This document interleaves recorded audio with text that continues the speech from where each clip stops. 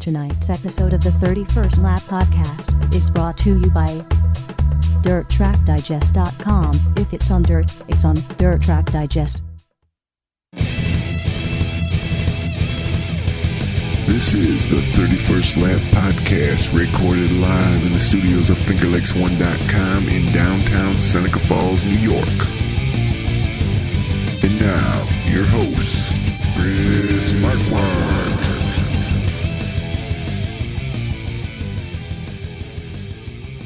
Good afternoon, good evening, and welcome to this edition of the 31st Lap, episode number 234 on deck in the middle of pretty nasty weather conditions here in central New York. We've got some folks from Lake Pleasant going to be joining us to talk a little bit about a topic that we don't get to spend as much time on as we would probably like to, as much as we probably should, given our general focus here on 31st Lap, again, coming to you from the North Park building at Academy Square in lovely downtown Seneca Falls.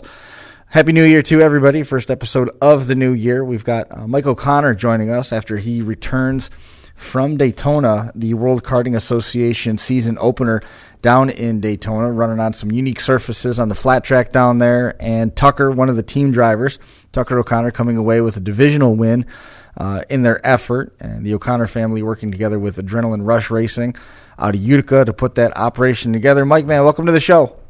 Oh, thank you. You said you're dodging a little bit of the storm out there. How far away are we from getting into the racing season, though, being this early in January? Right now, we've probably got a couple more months before we really got to look into it. I mean, we really don't start till about late March, April, depending on when the snow leaves. The World Karting Association Championships in Daytona, it's held at the end of 2017 every year. Had the opportunity to take the team down there. You had a fleet of karts and about a jillion of your closest friends were also into the karting thing.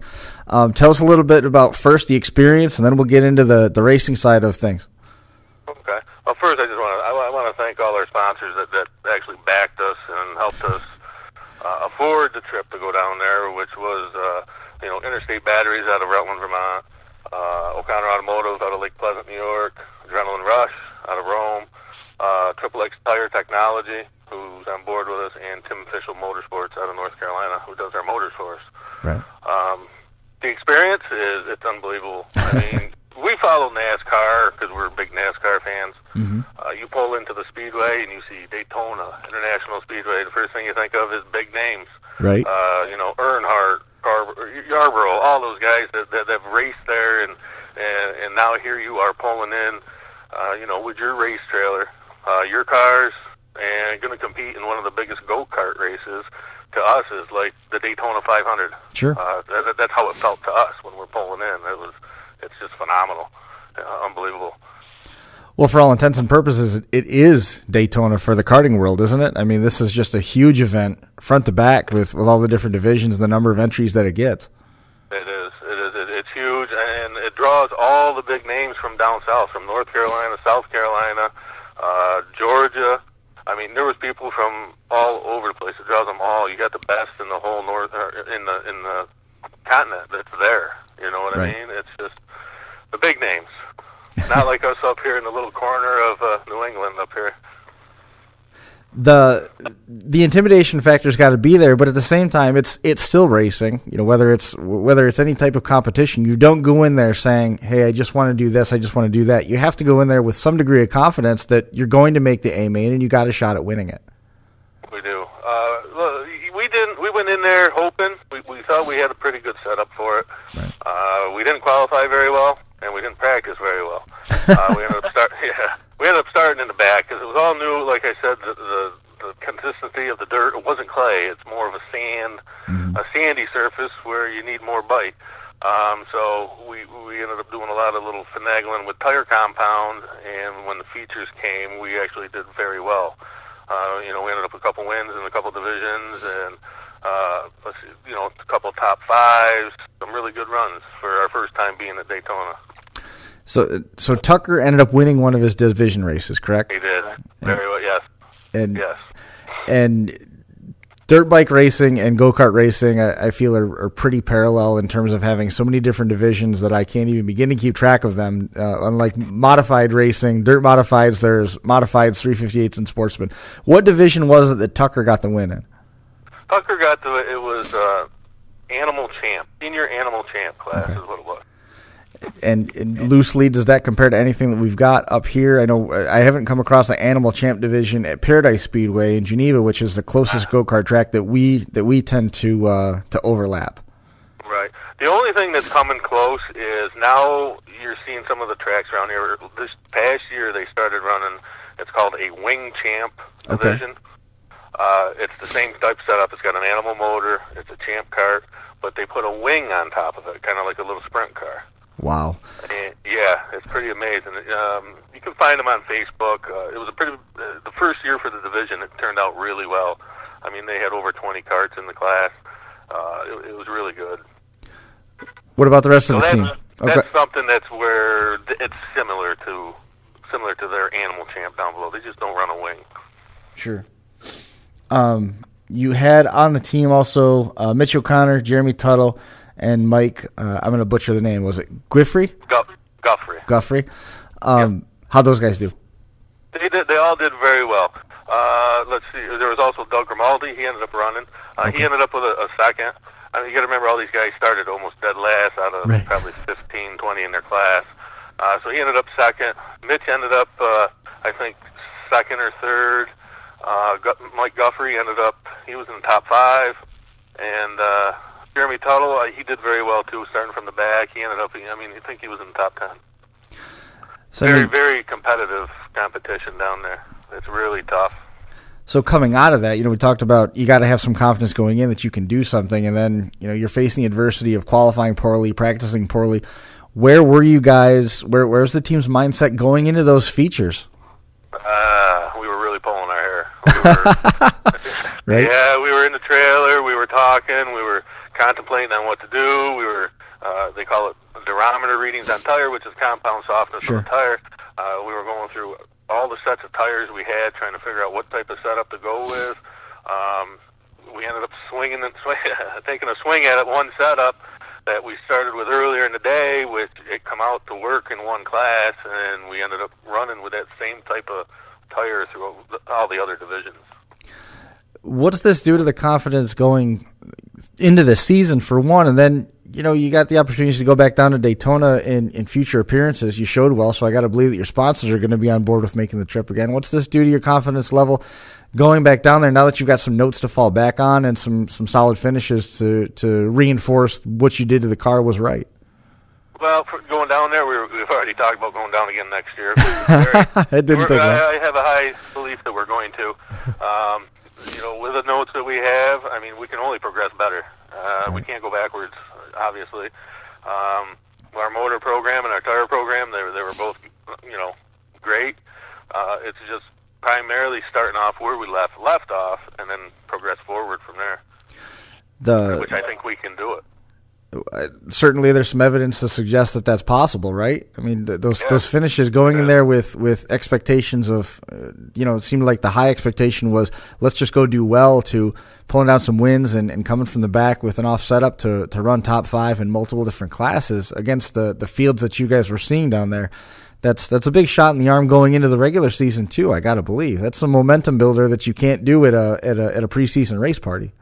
I know. We're excited. We're ready to start working on the cars already for this coming year.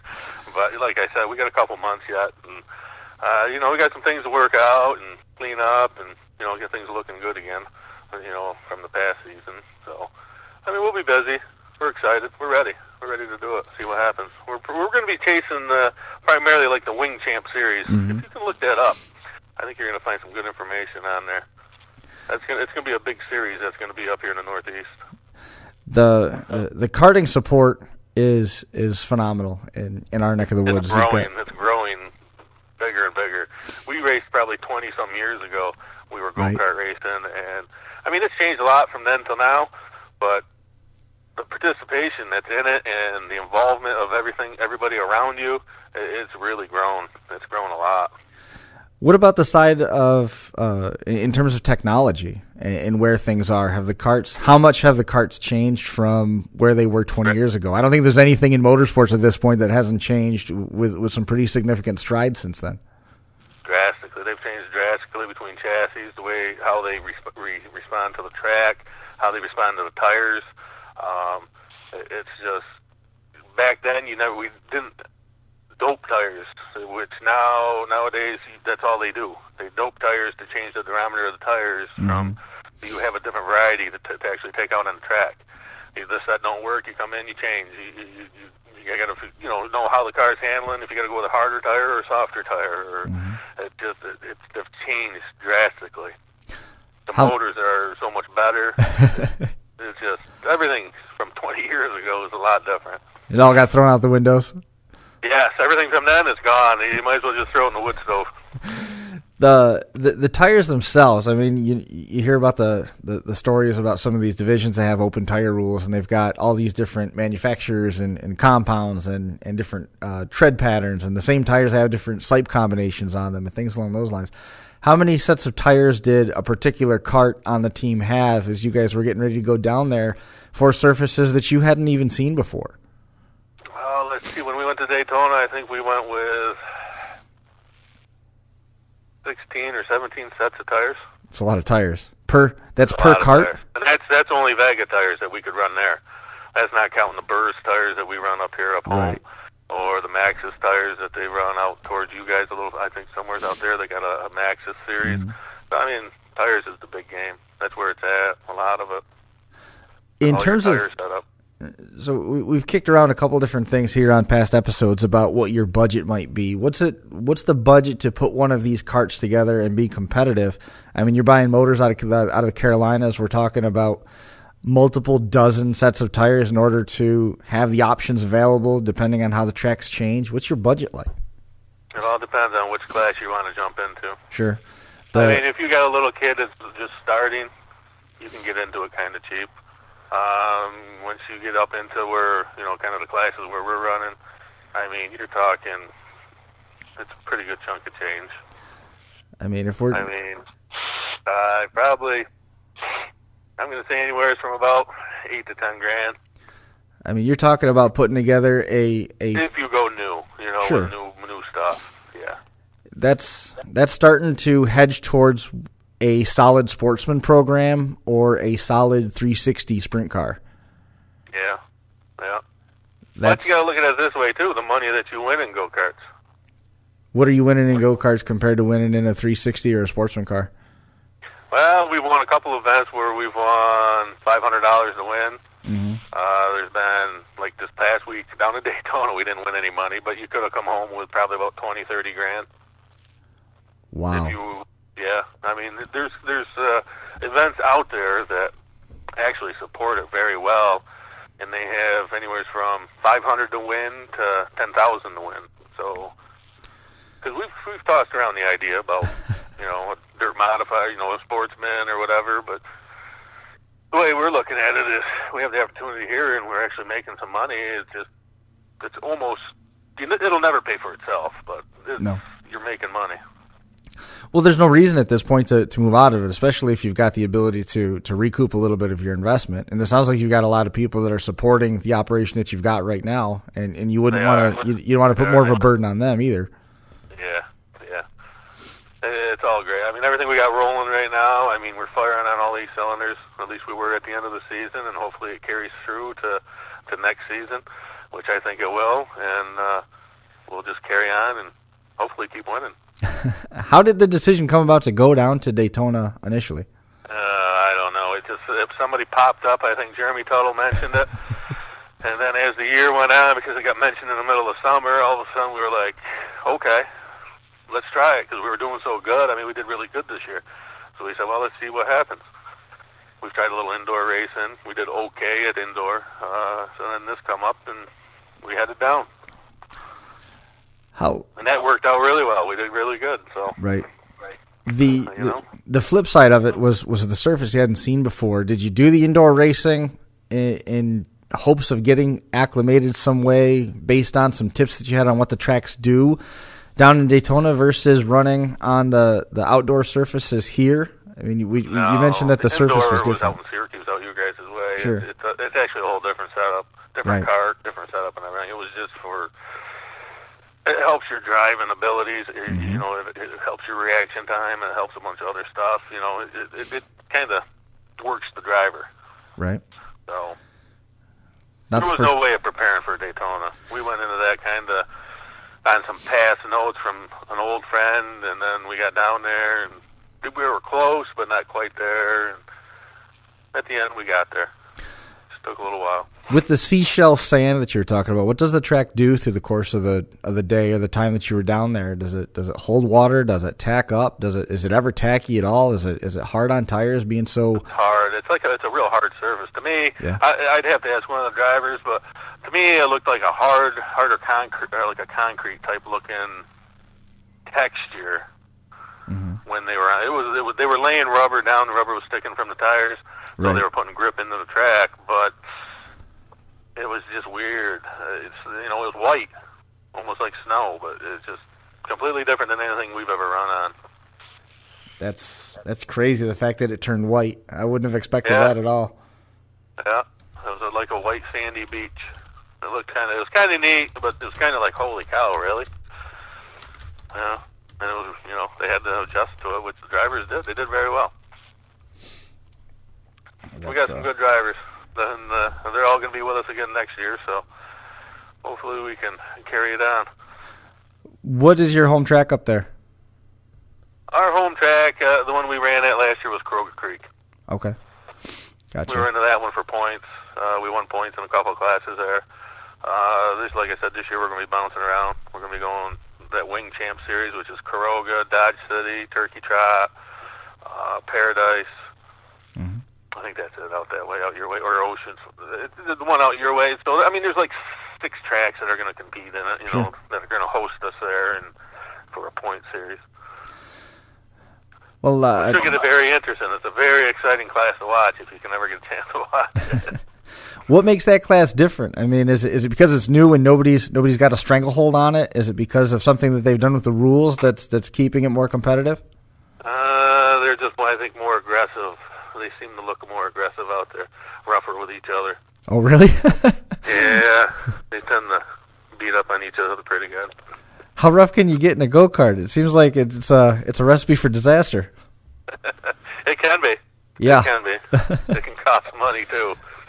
Well, like everything else. It can cost money on the cart. It also costs money at the hospital. You start flipping those things over and you get launched out of the cart. That's not good. Well, these ones you're strapped in. You got a 5-point harness and everything. I venture that you're still strapped in, but man, the thing flips over on top of you. You could be getting yourself in trouble. yeah, it could be. In terms of the level of aggression, is there something different in terms of the structure of the cart itself that's letting them endure that? You look at some of the carts where you're laid back that are more typical around here. Open cockpit, they got the fiberglass nose or the plastic nose on it to keep those front wheels covered, but the back is still pretty open. Is there anything that allows those carts to be more forgiving, or they just going for it more? In the Wing Champs? Yeah. No, I mean, like I said, they're strapped in. They got arm harnesses and everything to hold them all in. So I think they just feel more safe. At least that's what my driver said when his very first time ever in it. He goes, "Boy, I feel a lot safer in that car." That was at the beginning of the summer, so. So you got to take that. I was like, oh, okay. So, then they tend to, you feel safer, so you drive a little more aggressive. A couple tethers can make you a little bit more brave, huh? yeah, that's what I'm thinking. Awesome. Is there anything that we missed out on? I mean, you said that you raced 20 years ago, and then you found your way back into it. What sort of lit that powder keg back up for you guys? Well, we were sitting around one day around the campfire and talking about the old times, going through some old pictures, and some of them popped up. So we ended up getting all our kids into it at first. Yeah, so we had 4 kids into it, and then some school things happened, so some of them dropped out, and we picked up a couple other drivers, and we kept on going, and we still got Tucker, and Tucker's doing great. So that's how that all started back. That was a long time ago. That's fantastic. It's yeah. Not a lot of times where you see a team leave racing and come back to it. usually.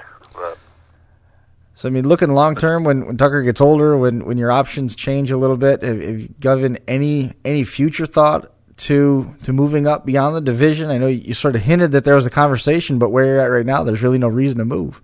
yeah, right now there's not. I mean, maybe later on down the road we'll talk about it again, see what happens, move them up. See, I mean, we'll have to see. You could always go down there and win a couple 10,000, 20,000 at Daytona and just stay with go-karts forever. Yeah, I know. That's what we're hoping. It would be nice if we could. Certainly be all right. Yeah. Is there anything else that you wanted to hit on? I know you ran through your sponsors there at the beginning. Certainly couldn't do it without them. No, definitely not. No. Yeah, I mean, Triple X Tires. I mean, he did all our tires for Daytona. Did a great job. They all worked. Tim Fishel's motors. We ran all of his motors that day. If there wasn't any problems, he was there. Awesome. And worked through them. Adrenaline Rush. I mean, he supplies all our racing equipment if we need it. You know what I mean? He's got all our parts. It's because he's a Slack dealer. O'Connor Automotive, which is my brother, he owns that where I work. And he did a lot of the financial funding. He does it all. Right. Which you can't do much without him. I bet. And then you got Interstate Batteries out of Vermont, and they supply some money and some other stuff like the batteries for our starters. Mm-hmm. It's just great stuff. They're great people, and you can't get far without them. Well, it's good to have that kind of backing, and as you go through this season, I hope we can keep in touch a little bit as the season goes on. Once we get past the winter blues here, and keep us posted on how everything's going. And certainly, if you make any more ventures out of state, we'd like to hear about it. Absolutely, we can do that. Awesome, Mike. Congratulations on the success, and we wish you the best going forward. Alrighty, thank you, Chris. Thanks, Mike. Alrighty, have a good day. You too. There goes Mike O'Connor, Tucker, and the team coming up with some big wins down at the World Karting Association season opener down in Daytona. Turning our attention back here locally, we're going to see some racing action coming up here before too long. Fulton Speedway on the 17th of February at RFH's Hideaway, which is just south of Fulton, is going to have their Winter Blast again. They're going to air the Dirt Car Nationals, the final night, on February the 17th at 7 o'clock. Point money and trophies are going to be handed out as well as a buffet. Dress is casual. Everybody is welcome to attend. And then it'll set the stage for the start of the 2018 season. Again, Saturday, February the 17th, 7 o'clock start time, RFH's Hideaway. More details, jump online, FultonSpeedway.com. From February 17th, we're going to that is going to coincide with Motorama down in Harrisburg at the big farm complex down there.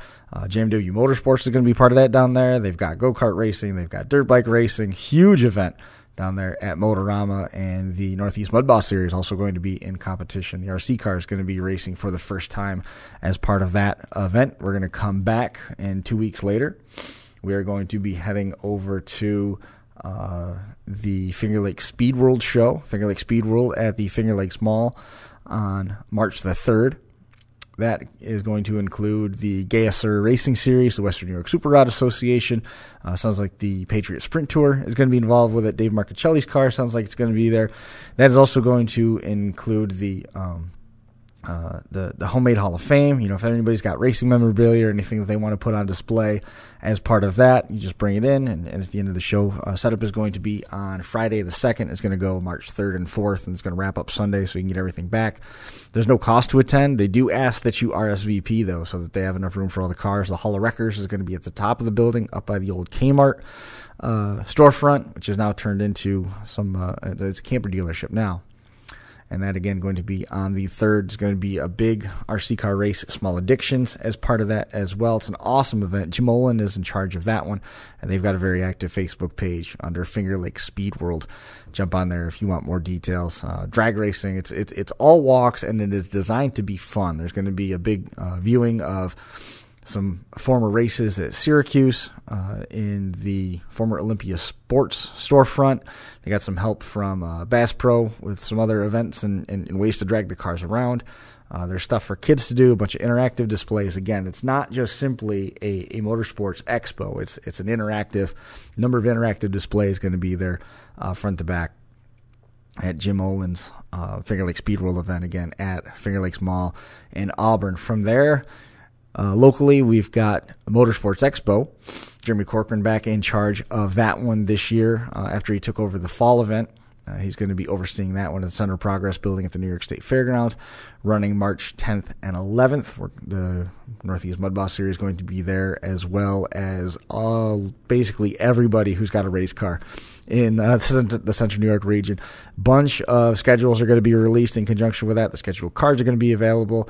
I suspect that we'll probably see a bunch of the Team Gypsum cars with Fulton and Brewerton going to be on display there. Oswego Speedway always has a huge presence. Empire Super Sprints always has a huge presence there.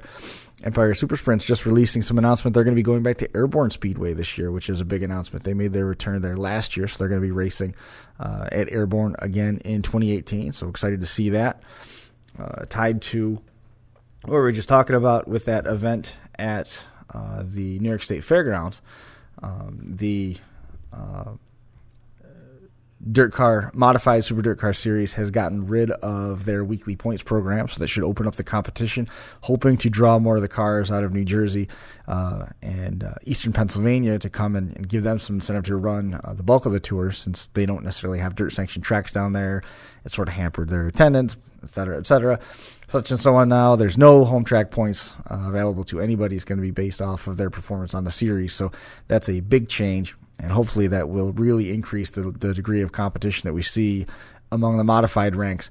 The modified series is going to a couple new modified tour is going to a couple new tracks this year. We'll be diving into that a little bit in the coming weeks when we get some of the folks from Dirt Car on the air to talk a little bit more about that. Fulton Speedway, they're going to have the kickoff, the high bank holdoff to start the season, in addition to the racing at Volusia that's going to be held right in conjunction with all that stuff. February, wrapping up in February down at Volusia Speedway Park with the Dirt Car Nationals, and they added a date to that as well. So modifieds are going to be in competition a little bit more extensively down there this year, running side by side with the World of Outlaws late model series. So good news there. Again, this was a quick episode. We wanted to hit on that stuff and make sure we got something to you guys.